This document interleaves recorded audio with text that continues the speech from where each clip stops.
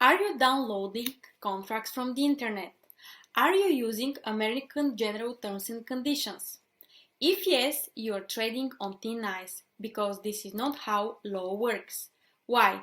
Because you get a contract with contents you don't understand or contents that do not regulate your relationship in a fair and beneficial way.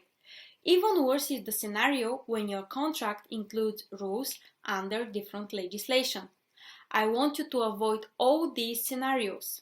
So, in today's video, I'll give you some practical tips you can use to have a contract that can serve you better.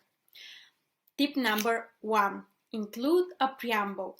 This is the introductory part of the contract stating its purpose, aims, and jurisdiction. Remember, the more specific you are, the better. Now that you know what to include in the preamble, let's move to the core of the contract. Tip number 2. Subject. Describe the subject of your contract as clearly and fully as possible. The subject of the contract is general but crucial information about the rights and obligations of the parties. The good news is that you have already partially done that in the preamble. An example of a subject clause is: the assigner assigns and the assignee agrees to supply consulting services in the area of software development.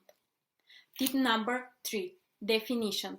Give a definition of what these consulting services may be under your contract. For example, for the purposes of this agreement, the following terms shall mean. Be as specific as possible because this determines the scope of your obligations if you are the assignee and your rights if you are the assigner. Note that against any right of a party stays a counter obligation of the other party. Tip number 4. Term of the contract. Here you define the duration of the contract and your relationship. Tip number 5. Payment. In this section, you need to specify the amount, terms, ways of payment, bank accounts, invoices, cases when payment may not be due or partially due, etc.